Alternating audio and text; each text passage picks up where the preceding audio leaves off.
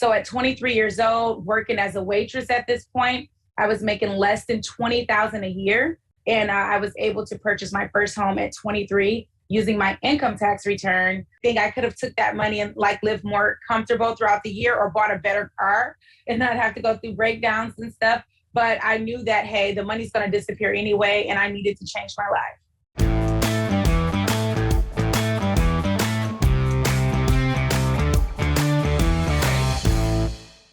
Welcome to the Real Estate and Financial Independence Podcast. I'm your host, Chad Carson. You can also call me Coach, and this is a show all about helping you get out of the financial grind so you can do more of what matters. Whether you're a brand new listener or a longtime listener, thank you for being here to listen to another episode.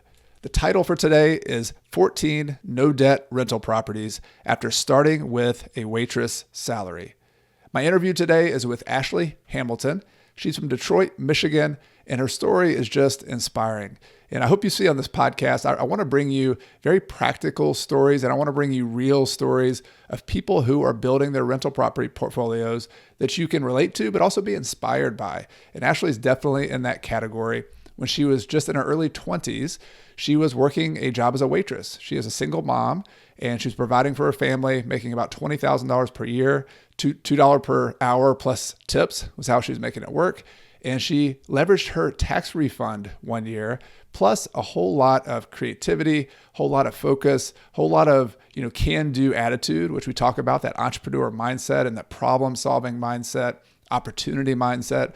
And so we go over her story of how she did that and how she grew from that first property that she moved into to a portfolio that's now in the 20-something properties. 14 of them are free and clear of debt, meaning there's no debt on the property. She now has passive income coming in each and every month. And so that's what it's all about today. She's going to share a lot of the practical details, also the mindset details that I know will be helpful for you, whether you find yourself in a similar situation or not, whatever your challenges and problems are that you're trying to solve within real estate investing, within your business, within your finances. I think Ashley's advice and her story are going to be very helpful. Now, before we get to the interview, it's time for my weekly behind the scenes segment where I share a short snippet of what's going on with me in my real estate investing business, my finances, or behind the scenes in general. And this week, I want to talk about something related to the interview today. I was really impressed by Ashley's attitude of being able to see opportunities in a situation. Now, if many of us, if we were in a situation where we're making $2 per hour and it might seem bleak, it might seem like, you know what, there's just nothing I can do about this. There's no opportunities out there.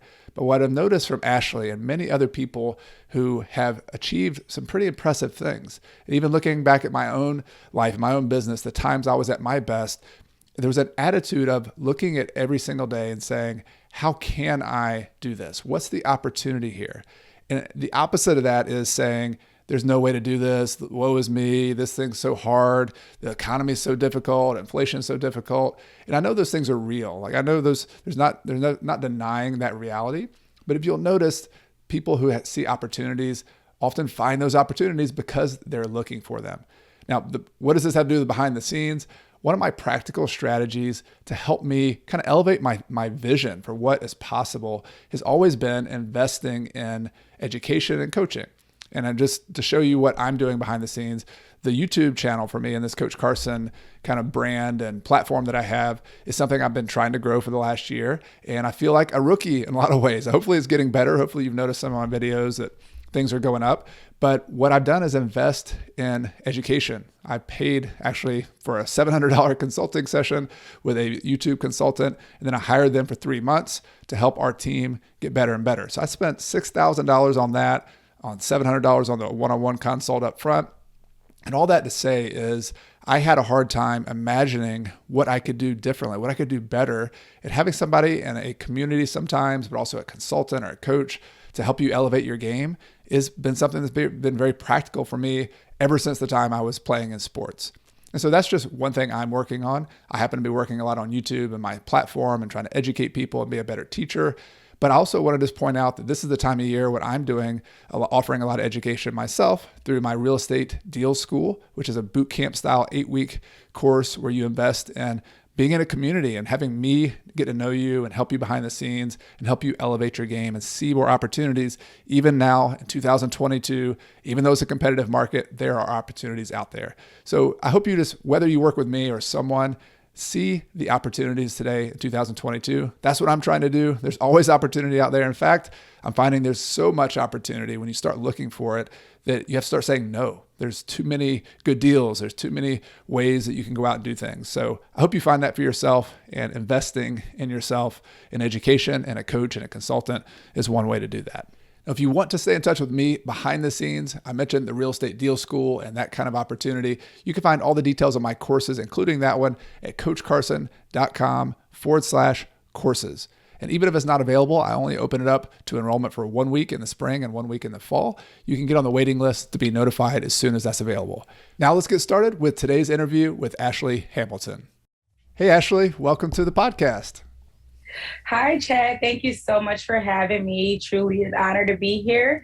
Definitely have been following you for a while, so I'm super excited to be here and dive in. Well, same here, Ashley. I've been following you too, and we connected on Instagram, as many things seem to happen these days with social media, but I was excited to talk to you, and I want to dive into so much stuff. I think you have a ton of wisdom around your rental portfolio and how you're managing that, and you're in Detroit, Michigan, so I definitely want to talk about Detroit and kind of your market, but I thought it'd be great just to, with any superhero, you got to go to like the origin story, right? You got to go like where'd this thing start? So I would love to hear from you just where you're from, where you grew up, and just a little bit of the background, like kind of before you got into real estate investing, what that was like.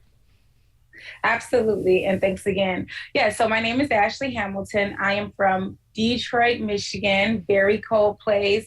Definitely made the headlines over the last couple of decades, right? But born and raised here, been here my whole life. I was born I was raised by a single mother. And unfortunately, we were not well off. We were not wealthy individuals. So we were on government assistance, like Section 8 and stuff like that. But other than that, life was great, right? Just doing the regular things kids did.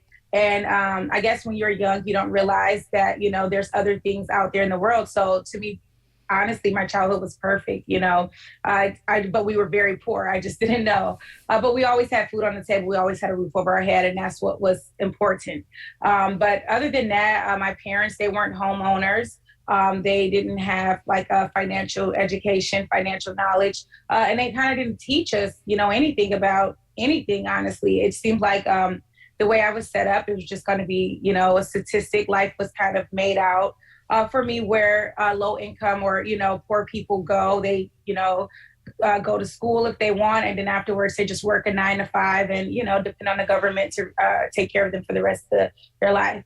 And then so early on, I knew I didn't want to do that. But that's pretty much where I came from. Again, not a negative thing. I definitely don't fault my mother or my parents, but it just was reality. And I didn't know the difference, until I got older and seen other things. Right. Well, and one part of that too, like I think so much is made about like lessons you get from your parents. And did you ever have any conversations at that point? You said there wasn't a lot of like financial, like here's a discussion around the table about buying a property, but like, do you ever remember any stories of like trying to look at properties, or was there, talking to your mom and saying, hey, this is a different place I'd like to live? Or was it just like, hey, once I became 20 years old or 20, it was kind of my thing, then I started looking into myself? Right, absolutely. So not at all. We never talked about the steps of home ownerships or even home ownerships. The goal was to be on Section 8 and be a renter. I've learned so much and taken so much away from my mother in other areas about how to be strong, how to be independent, how to take care of your family no matter what, no matter what resources, and how to not get, if you have a problem, not run away from it. You either go over it or under it or right through it. So I did learn a lot from my mother, principle wise, but just know we never had those conversations. But even though I was very happy, I wanted so much more, so I had to individually go out and seek other knowledge and seek education in that way. But unfortunately, it just wasn't even at the round table or the dinner table talking about it. Right.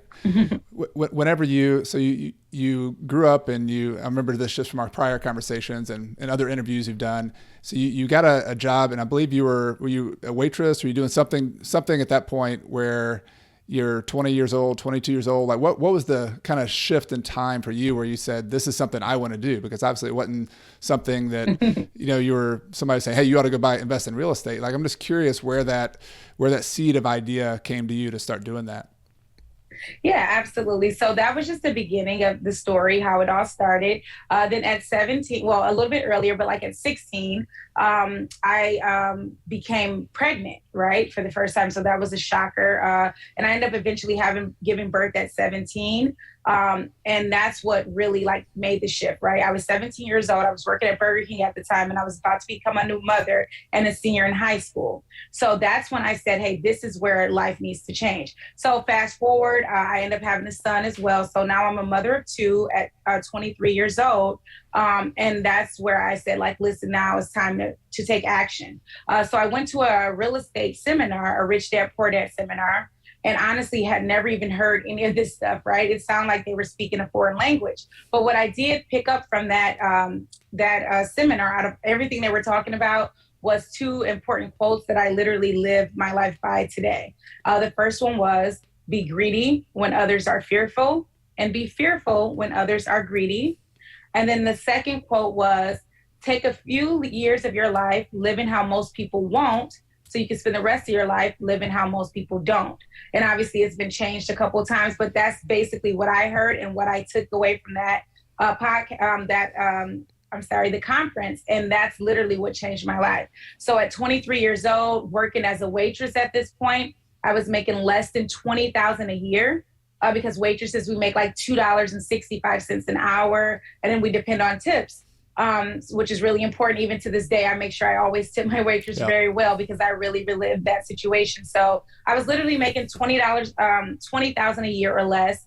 And I was able to purchase my first home at 23 using my income tax return, because I was in a market like Detroit. So I'll, if you have any more questions, but then I'll go ahead and elaborate on the next part. Yeah, no, just one thought I had was just going back to lessons you get from your family and from your mom. I mean, you came to this situation where you got the seed of like two awesome ideas. The Warren Buffett quote, I believe it was, about being Yes. greedy when others are fearful, and fearful when others are greedy. And then also this idea that if you live like no one else now, or if you do the things that everybody else is not willing to do now, you can live like no one else can do later on. And so you had these ideas, these visions. But I love too that you're in this situation where the lesson from your mom was, hey, you have a problem, you have a challenge, like go right at it. Like don't try to go around it. And I imagine at this time, like these are, for all of us, when you invest in real estate or you start a new entrepreneurship venture, this is kind of a scary thing. I mean, to put yourself out there. So I'm just wondering if that came to mind for you. Was it something you were afraid to take those first steps, or was it just like, all right, this is something I want to do? And so I definitely was afraid, but I felt like Warren Buffett was calling me, right? So like, I don't know why I love Warren Buffett to this day. So it's like the law of attraction, right? So I went to the seminar. I knew I had to change my life. I'm a single mother of two kids.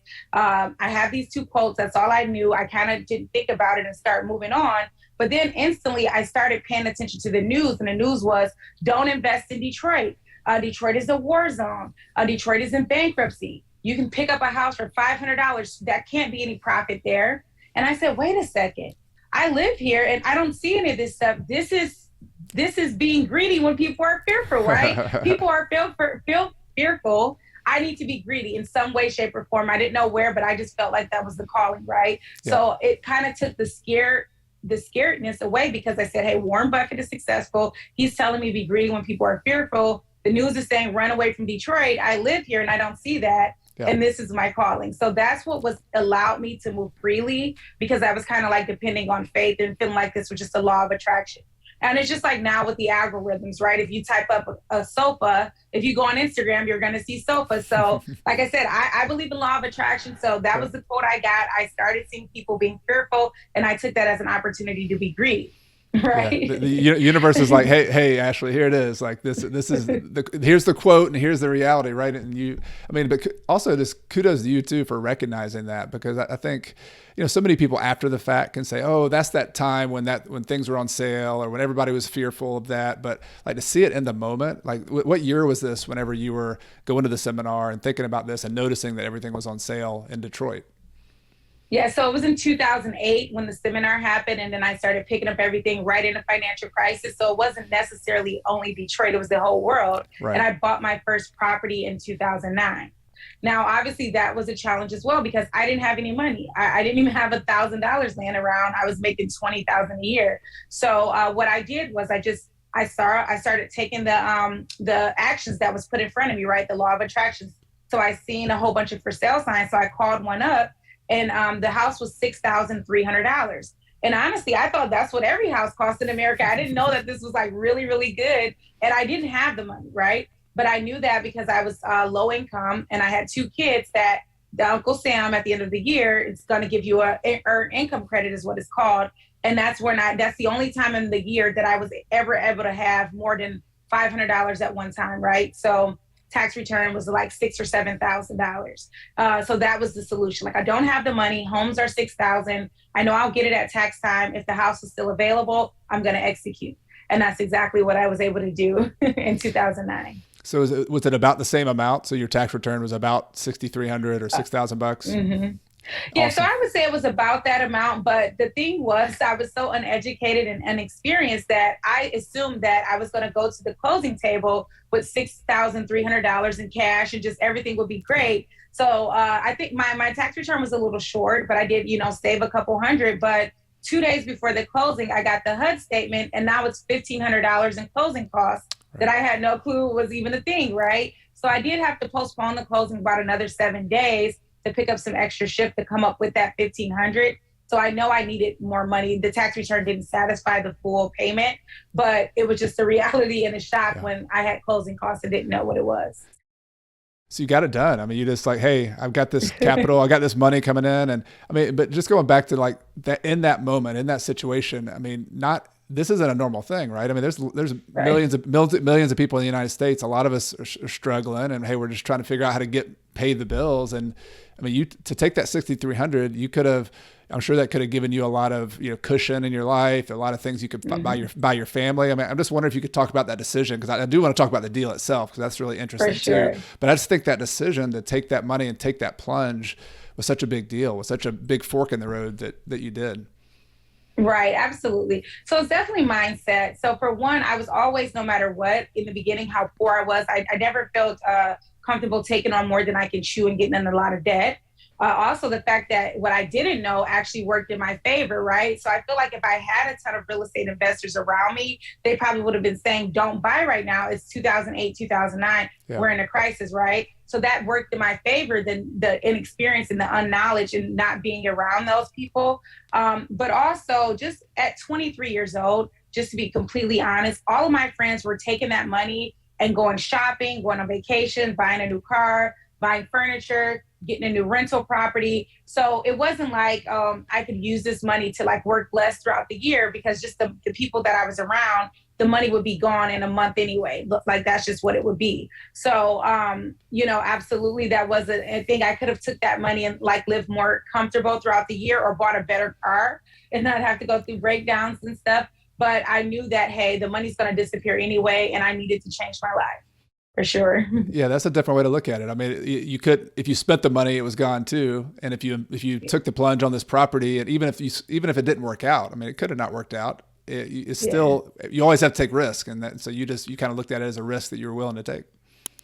For sure. Yeah, for sure. Yeah. Cool. So can you tell me a little bit about the property? Because I know, some people are here we're in 2021 and they're like, wow, a $6,300 property. I mean, was this a fixer-upper at the time, or were there other properties selling for $30,000 and this one happened to be $6,300, or was it just a lot of property? Every property on the street was selling for $6,300. Yeah, absolutely. So honestly, even cheaper than that, like $1,900, $2,000. So every property in the neighborhood was really selling for that cheaper price. You did have some pockets and a couple blocks over where you could get 30 to 60,000. But honestly, at that time, nothing was really selling for over 100,000, and they were all like foreclosures, bank foreclosures. So, they were just trying to get rid of them. So that's how that was. And honestly, so now they still have properties in Detroit to this day, and like other markets like Ohio for 6,300, but the quality of the property is way different. So back then I literally could move in with just some paint, a little bit of plumbing, and then I needed the furnace and hot water tank because the previous owner took it out. But other than that, it wasn't like today, if you buy a $63,000 house, it's like a full gut. So that was just another, misconception of the public, that and even in general, right? And this is a really important lesson that I did learn from Bigger Pockets about when the value is so low, when the price is lower, people perceive that there's no value there, right? It was just a story that I can relate to really quick about how somebody put some wood on the curb and said, this is free. And 2 days later, nobody took it. And then they've changed it and put a sign that said it was $20.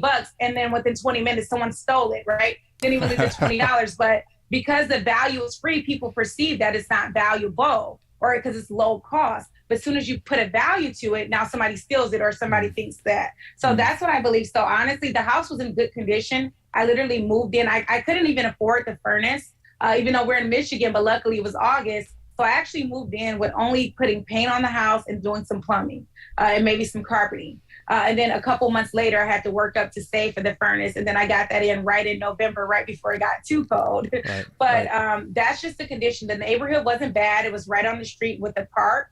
And there was not a lot of like vacant, dilapidated houses directly around me. So that was just the situation at the time. Yeah. So at this point, it gets you a nice home that you own now, roof over your head. Mm-hmm. You got 2 kids. You have a place where you can live, and this is your home.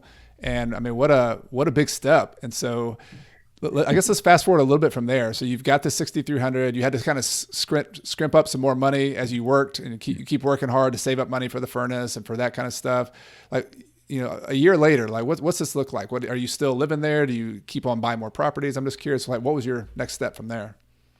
Absolutely. So most people, or some people, would buy a home because at that point I was financially free, right? I just had about $2,000 a year in expenses with taxes and insurance and then any maintenance. So I was like a millionaire, right? At that point, like I was living the dream. I was paying rent previously at $700 a month, but once it was scary at the time, but once I actually moved in, I said, you know what? All I had to do was sacrifice, right? A couple months. And this is what happened. I'm going to do this for 3 to 5 years. And I'm not going to quit my job, right? I'm not going to spend the $700 that I normally would pay in rent. I'm going to save about $500 of that. I'm going to continue to work, and I'm going to do this every single year for 10 years. And then I'll be a millionaire because I'll have 10 houses. The market will be better. They'll all be worth $100,000. And I thought I would be able to retire and be rich forever off $1 million, right? So that's what I did. So I literally saved $500 a month that I normally was paying in rent in a savings account, coupled with lowering my expenses. So, not going out to eat as much and stuff like that. And then in my tax return the next year, because I still continue to work as a waitress, I bought my next house. So literally that's how the story went.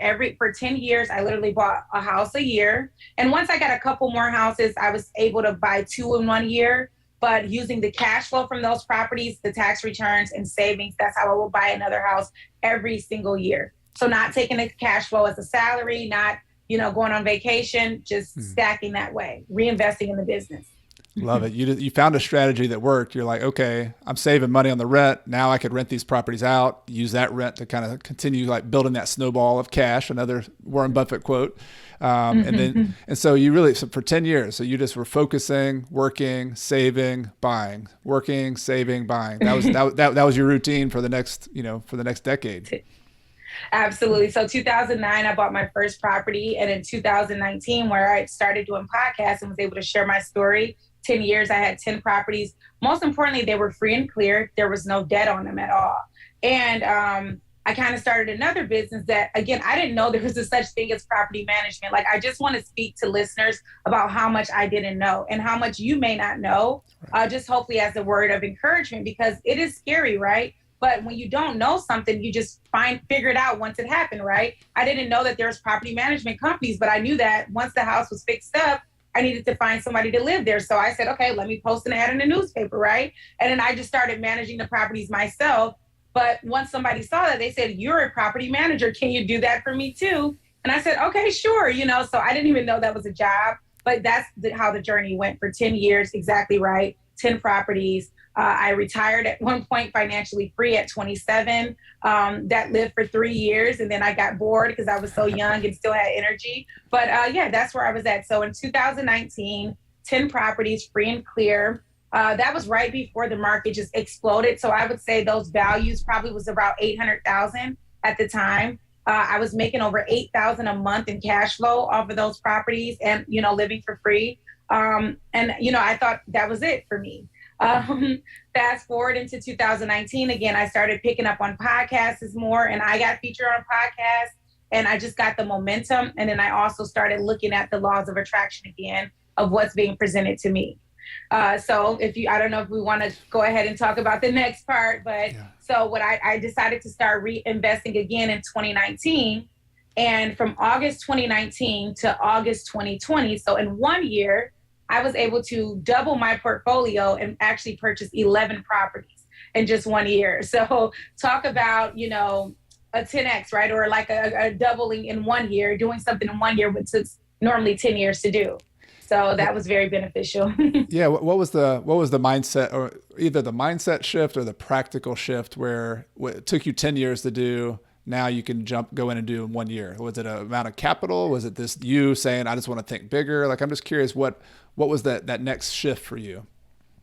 Absolutely. So coming from a poor background, right, or somebody that doesn't really have much, anytime we get something, we have to value it because it normally be taken away, right? Or, like you buy a car and then you lose your job and you have to get a repo. So early on, like just being poor, and I didn't want things to be taken away from me. So I was very, very debt cautious. I didn't want any debt, right? I wanted these properties. I thought if I put a mortgage on it, it would expose me to be able to have it taken away from me due to foreclosure.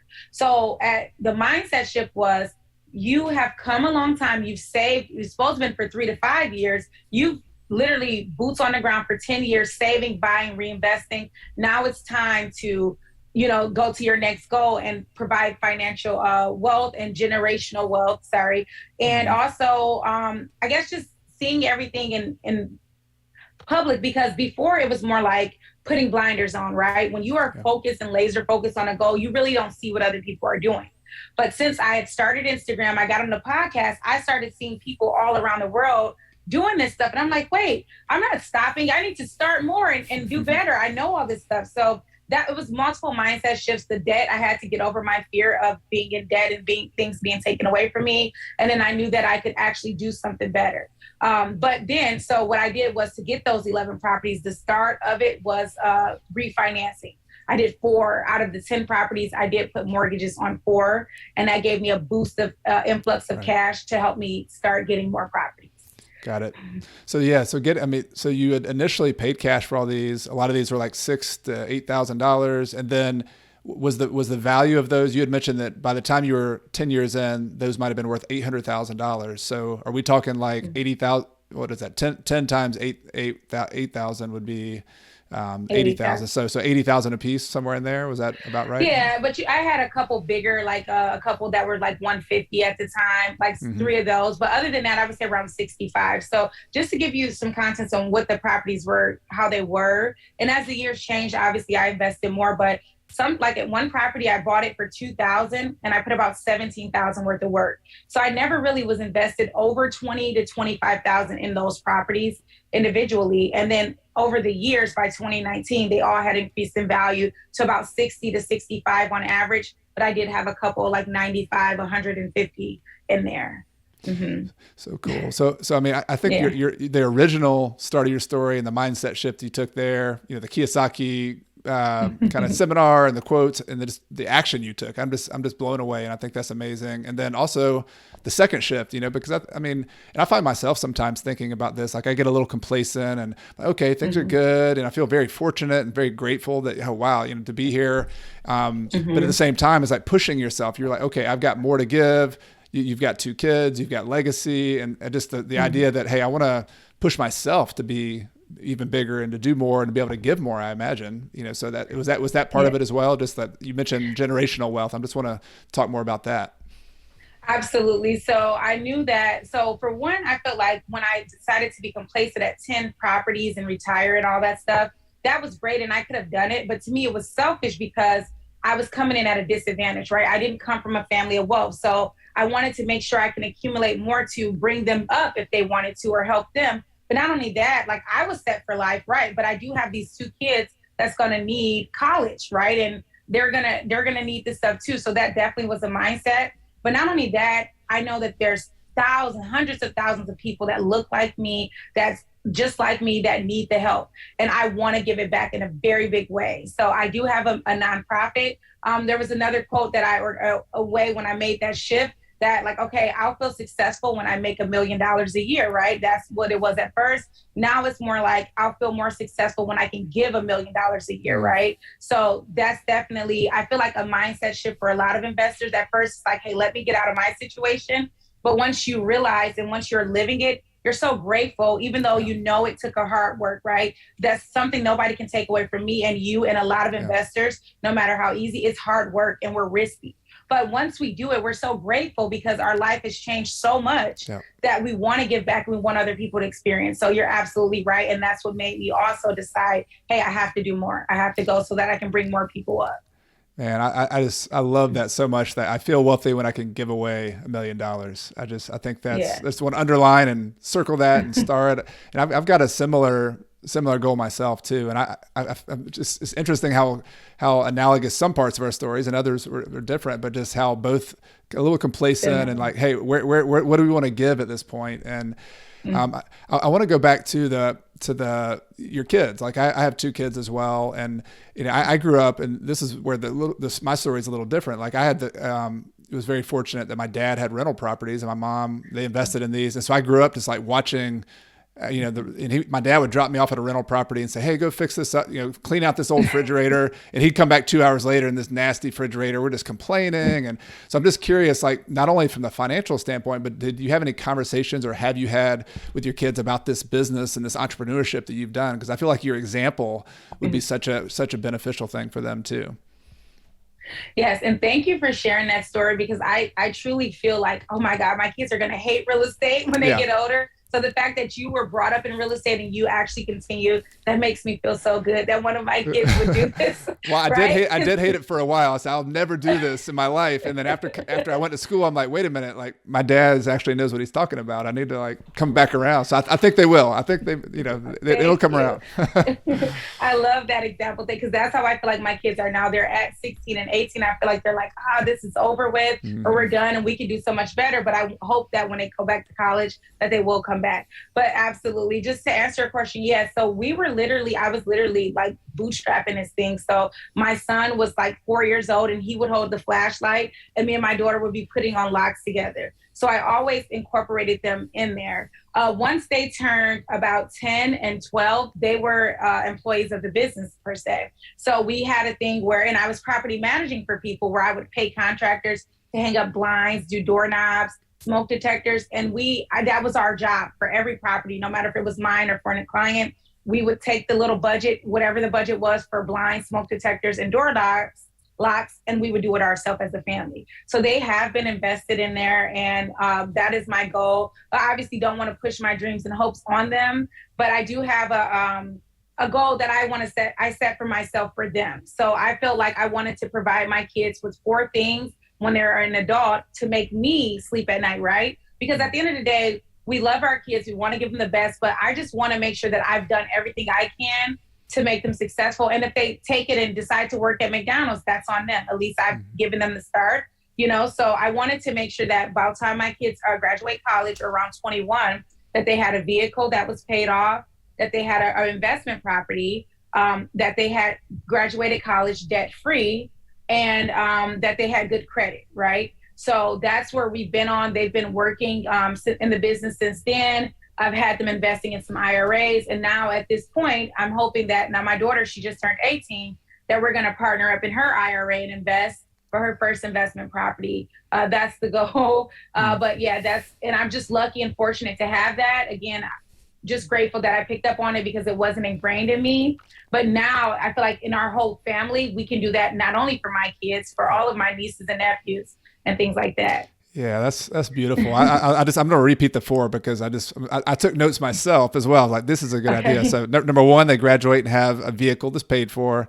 Number 2, they have investment property. What a gift that would be to have this ongoing, financial blessing for them. And then number 3, college debt's paid for, which is a huge problem for so many people right now. For people. And then number 4, having good credit, which is another, some people screw up their credit. They can't, and that puts so many people behind when they first get started, right?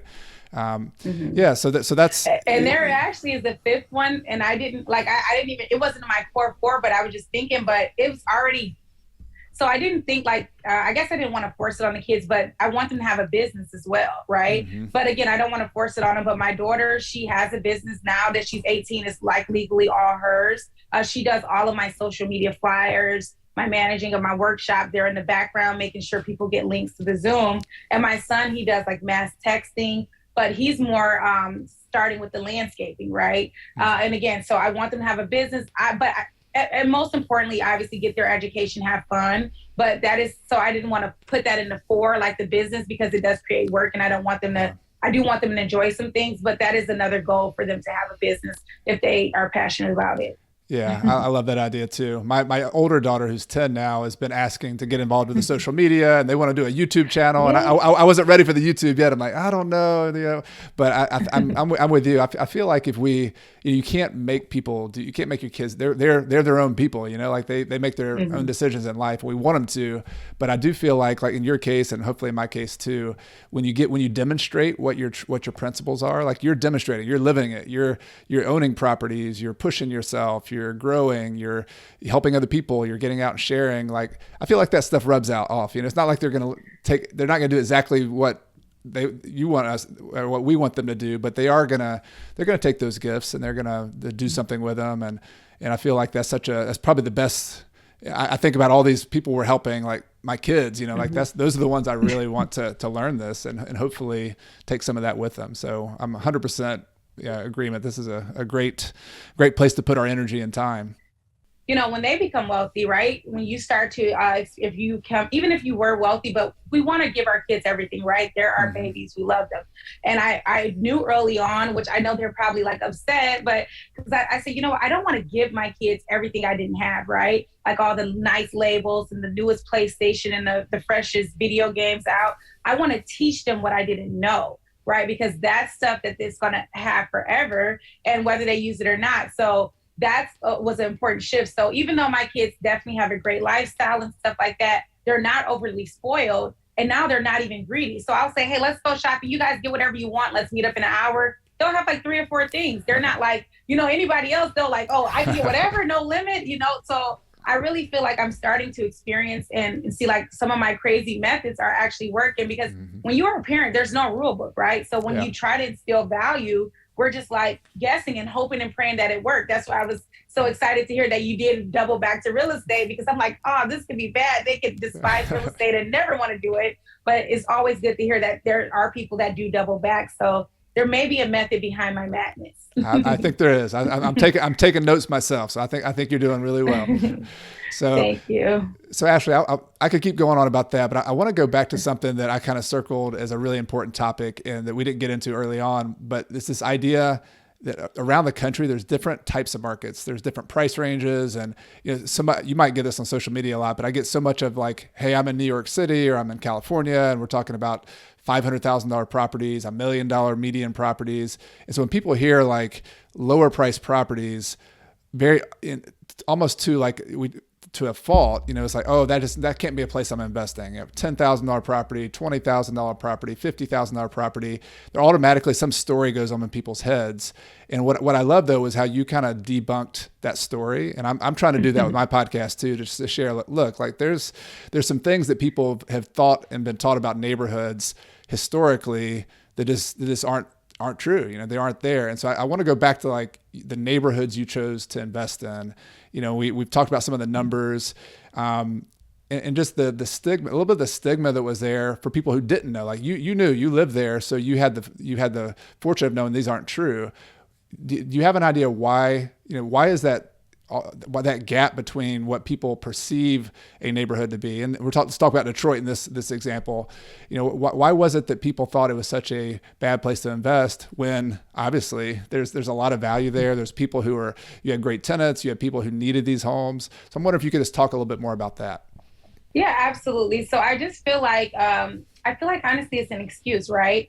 Oh, I can't get started in real estate because there were $6,000 houses in Detroit. I live in New York. The minimum is 500,000, right? So it's definitely a mindset and an excuse not to do something, right? Because even if I hadn't lived here, if I lived in New York at the time and I heard on the news that Detroit, I would have did some more investigating, right? I would have flew out here. So that's one. But somebody needs somewhere to live.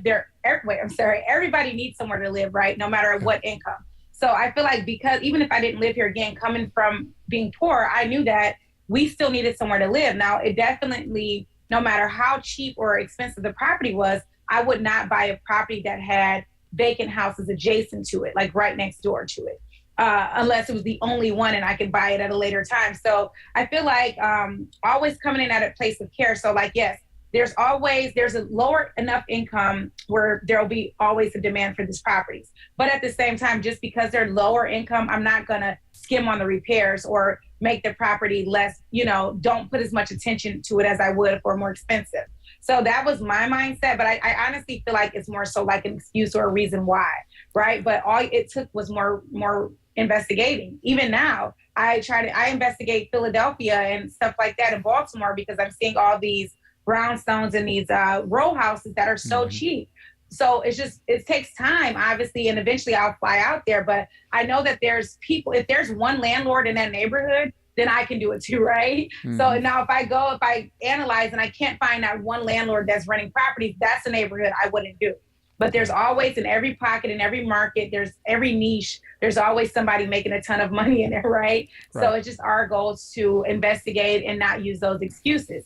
But to piggyback on the second part of the question where you were saying like how people may say like, well, I live in New York, this is expensive, I can't invest, I can never get started, or she got started because it was so cheap. Over my journey, I've helped 20 investors from out of state, 3 of which have never even been in the United States at all. They're out of the country. So I've helped 20 investors buy properties here in Detroit throughout this year. So again, it just took them reaching out to people that was on the ground, that was actually doing it. So that's number one. And number two, even if you're in a market where a house costs $500,000, you can still get into that house today for $15,000, right? So that's not $6,300, but that's not like something that's stopping you $15,000. So how that's done is, because I don't want to just say it and everybody like how, through FHA, right? So if you get an FHA loan, the lowest you can put down is 3.5%. When you add in your closing costs, you're at about 5%. So that would bring you for a $500,000 house to $2,500 purchase price. But you can then get a grant for up to $10,000 for down payment assistance, right? So, and I can't get that as an investor because this isn't my first time. So it actually works to your favor. And today in this expensive, crazy market, you can buy your first house for as little as $15,000 down. So again, the mindset. Don't say, well, Ashley did it because she's in Detroit. I'm not in Detroit. I can't. Yes, you can. Find an Ashley or reach out to Ashley and figure out how, but you always can, but not limiting yourself. So hopefully that answered the question or where you were going. Absolutely. Yeah. I think the mindset, we've come back to that several times though, that it seems to me like you come across a problem, you come across this problem of I want to invest in real estate, but I don't have any money. Clearly that's a problem. That's something to overcome. But what I'm hearing you, Ashley, and tell me if I'm thinking about this right, you're asking the question a little differently. You're saying, okay, here's the problem. How can I solve that problem? Can I get an FHA loan? Can I get a grant? Like instead of just automatically disqualifying that possibility and saying, I can't do that, you're asking a different question is saying, how can I do that? Like real subtle difference. Is that part? I mean, it seems like you have a real good knack for, and a lot of entrepreneurs have this, but like that's you're seeing the possibility as opposed to seeing what can't happen. Is there anything to that?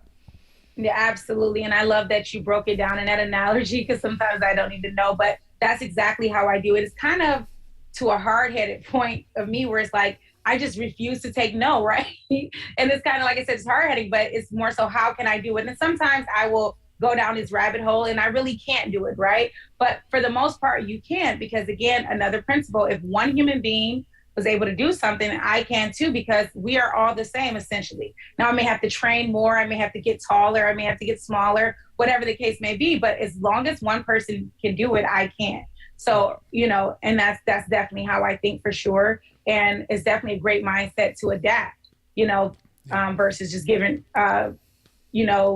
brushing off the possibilities right away. How can I versus I can't. Yep.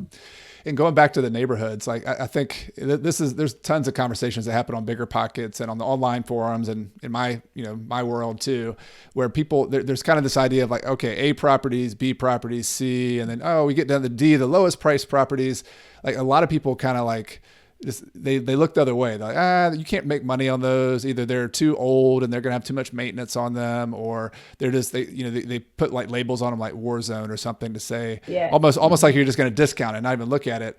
What I love, what I've heard you doing though too, is like not only seeing that there's money to be made there, but there's like this huge opportunity that there's a need, like there's people who need this, and you can have a win-win-win like all the way across the board. So I was hoping you could talk a little bit more about your properties themselves. And you mentioned that you fix them up to the point where you would live in them. I mean, these are probably older properties, and like that relationship between how you fix that property and the person who gets to live there and be their home. I want to hear a little bit more about your philosophy on that. Absolutely. So when I look at a property, again, I'm always thinking of the consumer in mind, right? Because they're going to be the ones who stay there. So in the areas that I invested in Detroit, there are typically going to be a single mother, just like I was, right, renting, or it's going to be a small family with maybe one or two children. So I instantly put myself in their mindset. Or if I was a parent, a single parent or not, would I want to come home or let my kids go outside and play and there's 3 burnt down houses directly across the street? I wouldn't. So not saying that there won't be, because Detroit is big and we are coming back in a regrowth, but there are some blocks where I'll have a property and then the next block over, there are burnt down vacant properties. But just for the 7 adjacent properties to mine, they're going to be friendly enough where the tenant feels comfortable letting their kids play, or they feel comfortable going in at night. But at the same time, I make sure that, okay, that's number one, the location, right? The 7 adjacent houses are going to all be occupied, but the rest of the street may be a little bit, on the up and coming side, but at least I know that that's safe. The next thing is I'm going to check the market before I start the renovation and see every rental in that area. And I'm going to do one up them, right? One up them, even if it's LED lights, right? Or even if it's installing ceiling fans. I put granite in properties that I've only paid $10,000 for, but that's because that's going to set me apart. And then also I'm going to be the highest rental price in the neighborhood. Now I know that sounds crazy and everybody is different. So make sure you get coaching before you decide to price your rental higher than everybody else. But I do that intentionally because the renovation is so nice. I get to charge higher rents. But at the same time with charging higher rents is weeding out the bad people, because as a requirement of a rental, most of the time you have to make 3 times the rent in income. So if this rental is $1,000 a month, while everybody on the block is $850, my tenant is going to have to make $3,000 a month to even qualify. And that's going to be somebody that works at a factory, right? We're in Motor City, Detroit. So a Chrysler, Ford, a GM worker. I get a lot of healthcare workers because that's are the people that are making that kind of money. And that's going to typically make them care and value more about their stuff. Not always, but just that factor alone, that's how I'm also experiencing success. And then by me having a nice house, the area may not be the best, but it's still inside the city. It's close to everything else.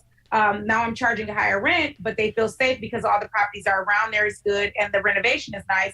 And that's how I'm, preventing turnover. So that was just my philosophy on how I would choose these properties. And honestly, Detroit, I don't really have like A neighborhood, B neighborhoods.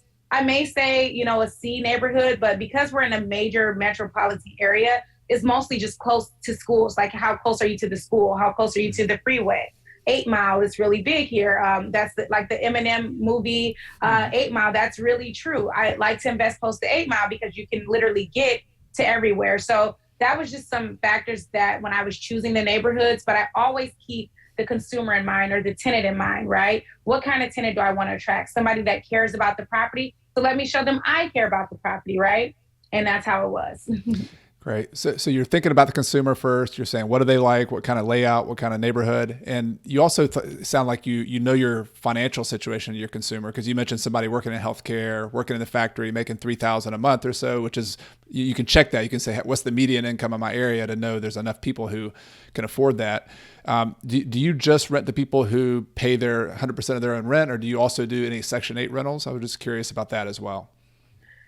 Yeah, so again, very lucky. And another thing I would say is I'm a landlord who is, it's a business for sure, right? And things are ran like a business. But if you break your door handle, which is totally your responsibility, but it's $10, right? So I don't say I'm gonna fix it, but I'm gonna charge you it. I'll go ahead and fix it because I value the relationship and I treat these people, like somebody that I have a relationship with and at the same time as business. But they don't think I'm really wealthy, right? They see me working. I used to work at a bank here locally. A couple of my tenants saw me. So I never make them feel like I'm wealthy. So to answer your question, I literally never had Section 8 until recently. During the pandemic, out of my personal portfolio, I had about 17 properties when everything shut down. Only one tenant actually left. Every other tenant paid through the pandemic, and none of them were Section 8. Right. But I did manage properties for other investors, and I did see where some of them did not pay and it really cost them. So I did start saying, like, hey, for a better protection net, I really wanted to transition into Section 8.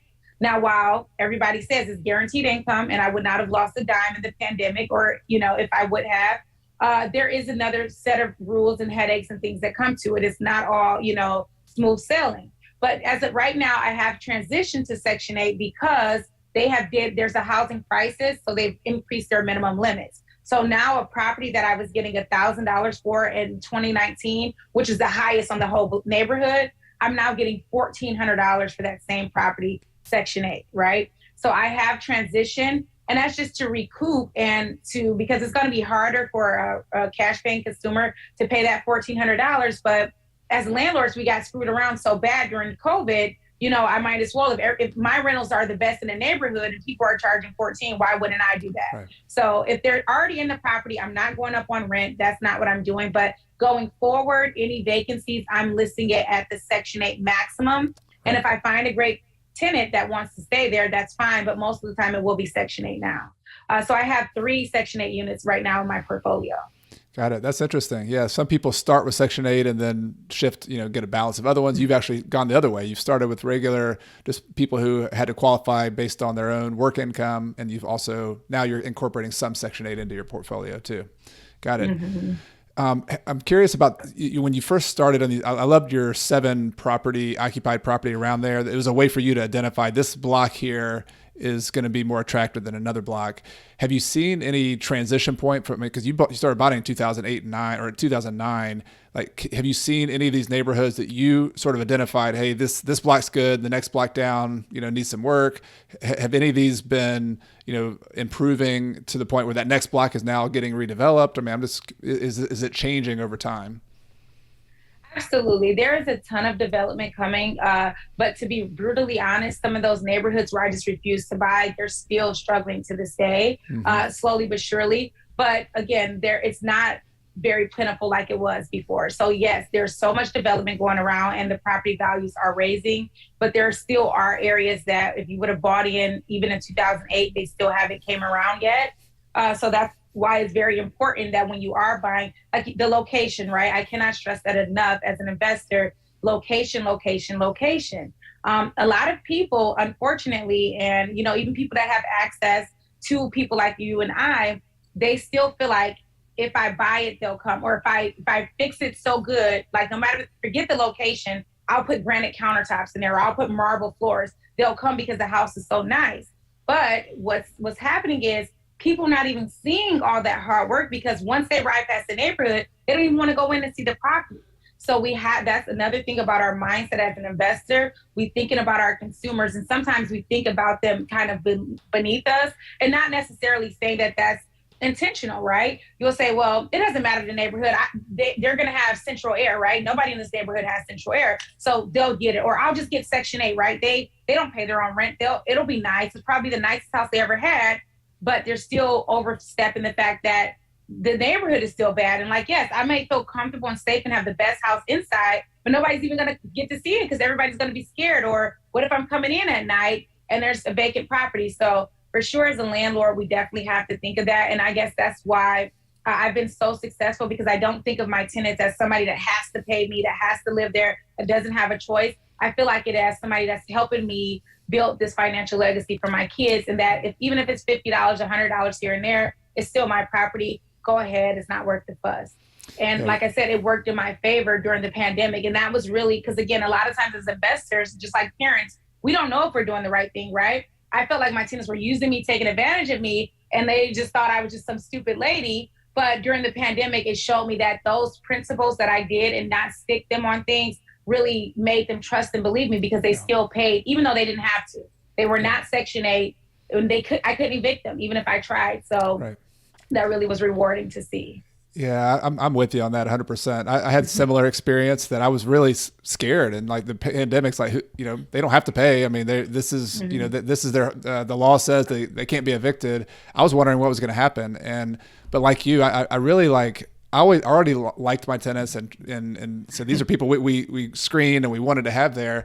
But I think my opinion of that relationship between the landlord and tenant really solidified in me that we add value to people's lives and vice versa. Like I love your attitude that like I need to add value to them for them to pay rent to me. Like I need to make sure I take care of things. I need to fix it up. If you're a slumlord and you're just always trying to get away with things with your tenants, like that, what goes around comes around. I mean, you're going to get it at some point. It might be during a pandemic. It might be, some other time. I mean, but there's so many landlords out there who treat their tenants horribly. And so there's justifiably like a bad reputation, right, with that, I think, and especially in older neighborhoods.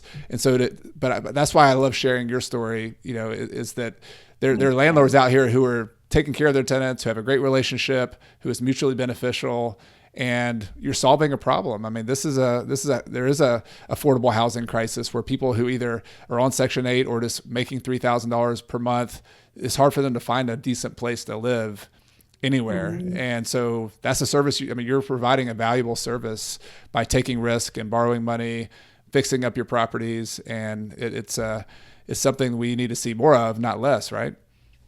Yeah, thank you. I appreciate that. But for sure, definitely adding value. And even going a step further, I let my tenants know, hey, listen, let's just keep the communication good. And if you want to buy a house later on down the line, I'm a real estate agent. Now, honestly, I don't like using my license and I probably would just refer them. But I let them know that, hey, like you said, providing value. So if you decide to transition and buy, just reach out to me. I'll get you connected. I can help you that way. So it's not just like a one-off thing. I'm not just your landlord. I'm somebody that can help you accomplish your goals. Let's just keep everything mutual and communication and, don't screw each other over. And, there's value there. So for sure.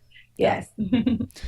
All right, Ashley, I'm going to we've talked very practical. I'm going to get a little philosophical here and this is about the affordable housing crisis. Like, I feel like there's a big difference between what you read in the headlines or you hear in the newspapers or the news and then what people are seeing on the ground. And, there is this issue where there's tons and tons of people who can't find an affordable rental to live in. And there's just not enough supply, apparently, like in some cities, especially big cities, like there's just nowhere to live that's even close to affordable. So this is my philosophical question for you. If you were given like governor of of the state of Michigan for a day or the mayor of Detroit, like what needs to be done more to help our customers, the people who are looking for affordable rentals or affordable buying? I mean, is there something you see that's missing out there that could be done based on your experience in the business now? Oh, yeah. So for sure. Obviously there's always stuff to be done. I feel like, honestly, it's more so education than a handout. And not saying like that, right? I feel like it's totally the government's responsibility to take care of their people that can't afford it. So that's for sure. But definitely more so education, right? Some kind of lack of education, even if it's free. So just something that I want to do in my nonprofit. And I don't really like to talk about it because it may change and I don't want anybody to hold me to it. But my goal was to have a property and it would essentially be free to the person, hopefully a single mother to start with, right? And but even though it's a free house, she has to pay $500 a month for 3 years, right? Now that $500 a month that she's paying, we're putting it in the escrow. That's going to be her down payment for her property. And through that 3 years, we are educating her. So we're getting her a course on credit repair, right? About how to manage and budget, how to leverage, income, how to make an extra income. So that's the goal. So again, I definitely, even like, and I love the government, right? And I love helping. I don't want to sound like I'm jaded, but I felt like the government was wrong by throwing money at a problem. It's never really a money issue. It's always an education issue. So just like they stopped evictions, right? I've had the government pay somebody's rent for 10 months, right? $10,000 for one of my property owners. They paid their whole rent for 10 months. And after they even 3 months advance too. And then the tenant was supposed to take over in December. Their rent is $700 and they didn't even take over in December. So now it's been 3 months. They haven't paid anything. They haven't had any complaints about the housing. So the money never helped them. And they're still going to be in the same situation because now they're getting evicted and now they can't even, that's going to be on their record. And now they're going to have a problem finding housing. So it's not even that it's affordable, it's that nobody wants to rent to a crappy tenant with an eviction. So the education part. So if I was the governor for a day, honestly, I wouldn't throw a whole bunch of more affordable housing units. There's a lot of vacant and dilapidated neighborhoods that could be brought together with the program. So if I put these people together and educated them, and then they can buy the whole block, and now, there's more housing. So that's my philosophy. Like I said, I know it's weird because I'm such a giving person, but I've never, even with my own family, like they know if they need to borrow something or need something, it's going to come with the lecture. Like I'll do it, no problem, but it's going to come with the lecture because I always believe in educating versus just throwing money at the problem. So I would put in a program to educate. Yeah, so well said. And this goes back to our kids, as a parent, well, we want to educate. We want them to have those lessons. So I love it. Well, I would elect you for governor if you're running for that, Ashley. I think we need some I think we need to stay in the nonprofit entrepreneurship business. I don't think I want to get into that. The politics is that's a whole another deal. But that does help to hear how you would solve the problem. So awesome. Well, thank you so much, Ashley. This has been a lot of fun. There's so many more questions I can talk to you about. So maybe we'll have to do this again at some point. But the final question I always ask all my guests, the people listening to this are going to be on all sorts of different points of their journey. Sometimes they're at the very beginning, they're just kind of digging their way out of debt. Sometimes they're, about to achieve financial independence. But in particular, I want to talk to those people who are kind of right in the thick of their journey. They're in the trenches, they're saving up money. They're maybe at the point when you were working the $20,000 per year job, just trying to figure out that first property. Do you have any final advice for those people who kind of know that they're on this path to trying to have more freedom financially, but they're just not sure what to do next? Do you have any final advice or tip for them? Absolutely. I'm going to try to make it short because I have a lot. So number one is you can do this, right? I understand it may be heavy right now and things are hard, but you can do it because that's what one person in America did it. And I did it, right? Making $20,000 a year, 2 kids, single mother with no knowledge. So you can do it for one. For two, money is not the biggest thing that's stopping you. And actually, it's the easiest thing to get in real estate. It's really your mindset is always number one. So if you want to get started in real estate and you feel like you are stuck, there's typically 3 things that you're going to need to do, or 3 avenues you can take, right? So you can have, so you can have good credit and no money, which is great, and you can get started. You can have a lot of money and no credit, which is great. You still can get started. And then, or if not, you need to have extra time and be able to provide value, right? So you can partner with somebody. So if you have great credit and no money, you can actually use business funding. And I offer that in coaching, and I'm sure, a lot of other people can. If you have a lot of money and no credit, you can use hard money to buy deals. And if you don't have money or credit, then you just need to be good at finding deals and have the extra time and partner with people who have good money or credit. And now you are the worker part, right? The person that's going to find the deals, that's going to meet the contractors, and they're the silent investor, because 50% of something is better than 100% of nothing, right? So that would be my tips to you guys as somebody just starting out. And also, you don't have an excuse now. Now, we cannot blame our parents for not passing along financial knowledge. But because we have so much access to information, and me and Chad is talking, and we're probably 500, 1,000 miles away, access to information. Now our kids can blame us for not passing on financial knowledge, because you guys can turn on a YouTube, a podcast, social media, and get all this stuff for free. So there's no more excuses. Now we can't blame our parents. They didn't have this access. We have it. You guys, it's just work, right? Work. That's all it takes. And reaching out to people that's doing it. So hopefully that helps. Yeah, you break it down so simple, Ashley. You're a teacher at heart. I can tell. I mean, you really are. You're making it happen. You're teaching other people. You're leaving a legacy. So just want to say thank you. I'm really inspired by what you're up to, and let's stay in touch. I can't wait to see what's next with what you got going on, and we'll fast forward to, 10, 15 years from now, see if our kids actually do buy their next property, or they just totally disown us and say, forget that, I'm doing something different. Right. Absolutely. Absolutely. And I just want to say thank you so much for making me feel so comfortable. The questions were amazing. You really pulled out exactly what I wanted to deliver. So I appreciate you and what you're doing and providing a safe place for investors and also people that are trying to get started to learn now, get more knowledge. So thank you for even having me. And I look forward to us continuing on.